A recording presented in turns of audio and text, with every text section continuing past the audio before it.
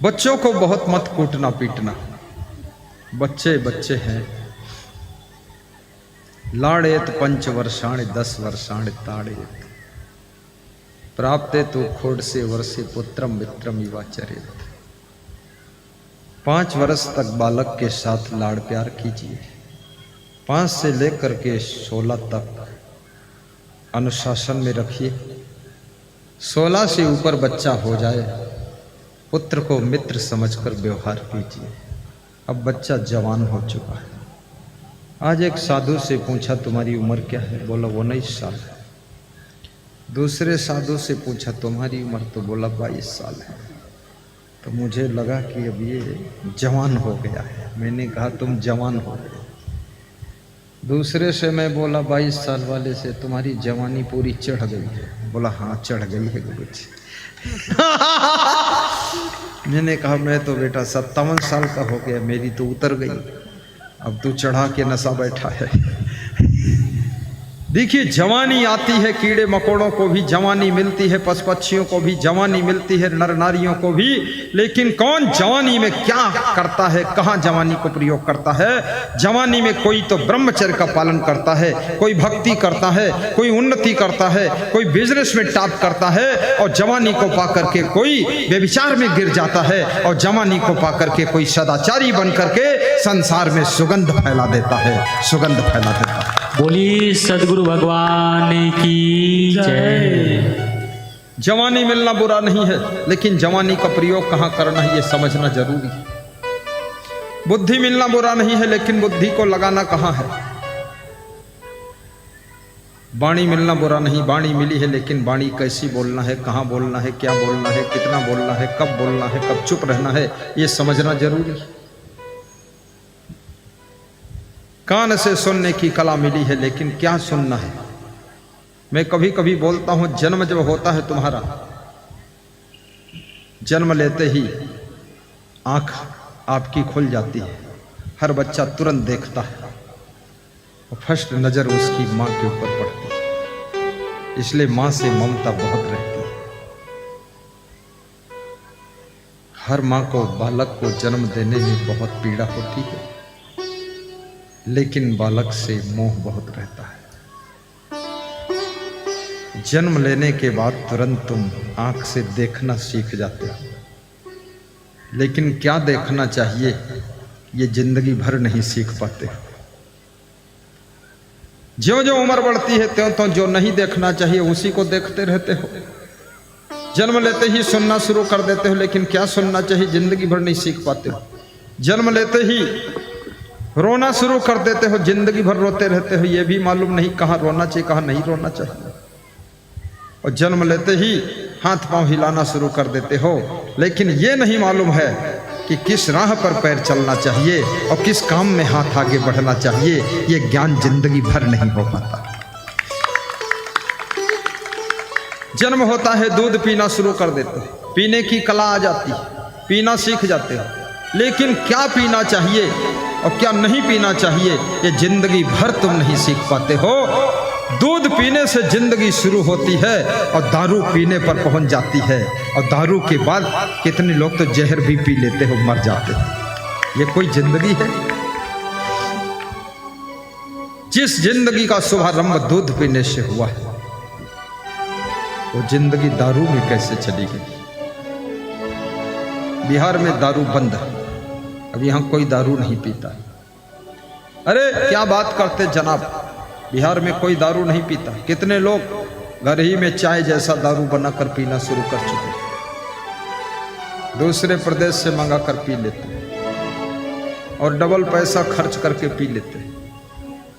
Police भी हैरान है, शासन भी हैरान है। दारू बंद कर दिया, पीना बंद लोग नहीं कर रहे। पीना बंद कैसे होगा? यही तो माया का प्रभाव है। व्यास गादी निवेदन करती है, अपने द्वार पर आए हुए मेहमान का आदर करना। और मेहमान जो महान है वो मेहमान है। जो भी भोजन नाश्ता मिले उसकी प्रशंसा करना। मेहमान बन करके जिसके घर मेहमान बने हो, ये निंदा मत करना कि उसने खिचड़ी खिलाया, रबड़ी नहीं खिलाया। मेहमान को प्रेम में संतुष्ट होना चाहिए, ये व्यास गादी निवेदन करते हैं।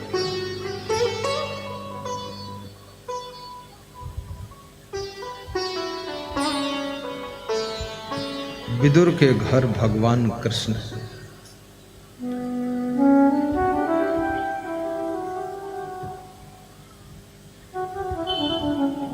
साग भाजी खाकर खुश हो गए थे।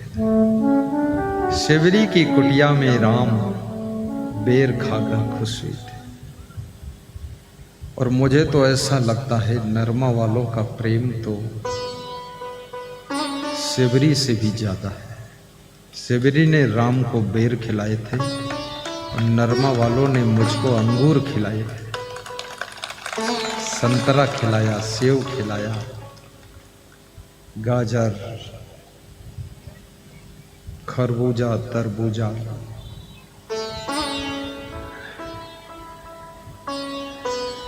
रोज संतरा खाता हूं मैं, इसलिए संतरे जैसा कलर भी धीरे धीरे होता जा रहा है।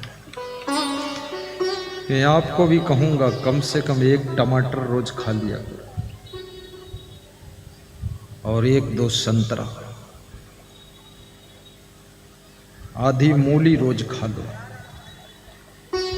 1 गाजर रोज खा लो, थोड़ा सा पपीता रोज खा लो, थोड़ा अमरूद भी रोज खा लो नमक डालकर। पेट की बीमारियों का नाश हो जाएगा, पेट में कोई रोग नहीं रह जाएगा। भूख इतनी लगेगी कि घर में अन्न भी खत्म हो जाएगा, बहुत भूख लगेगी, बनाने वाले भी थक जाएंगे। लेकिन थोड़ा अमरूद,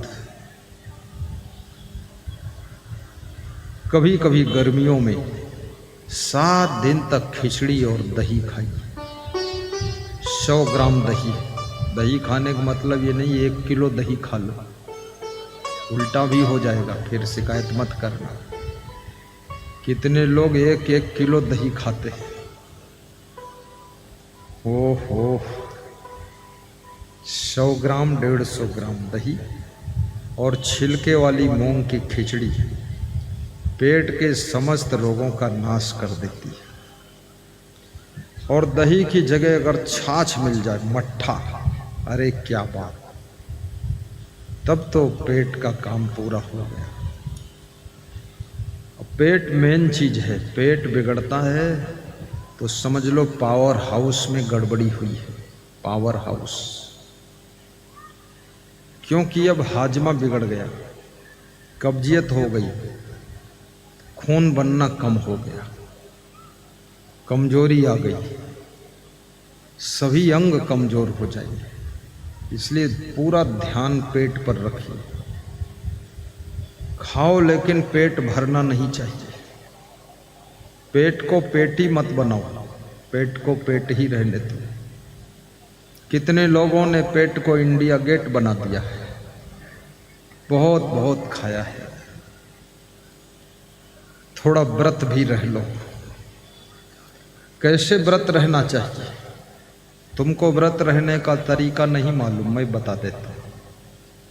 रोज यदि 2 रोटी खाते हो तो 1 खाओ, हाफ भोजन कर दो, आधी खुराक का व्रत कर दो। अगर इतना भात खाते हो तो बस अब इतना खाइए। 1 कटोरा दाल लेते हो तो आधा कटोरी ले लो।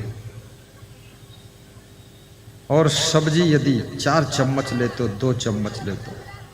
हाफ व्रत कर दो, आधा। आज ही करके देख लेना। लेकिन ये भी मत सोचना कि नरमा वालों ने गुरुजी से बता दिया है कि आधा खाना खाने को सिखाओ इनको, ताकि भंडारे में खर्चा कम हो। ऐसी बात नहीं है, हमको ऐसा कोई नहीं बताया है। हम तो जनरली ज्ञान देते हैं आपको, लेकिन करके देखो, बहुत आराम मिलेगी। हाँ, लोग उल्टा अर्थ भी लगा ले कि अच्छी सेटिंग बना लिया है, इसलिए गुरु बता रहे आधा पेट खाओ ताकि भोजन ज़्यादा खर्च ना हो। नरमा वालों ने गुरु के दिमाग को फिट कर दिया। ऐसा नहीं है, उन्होंने नहीं फिट किया।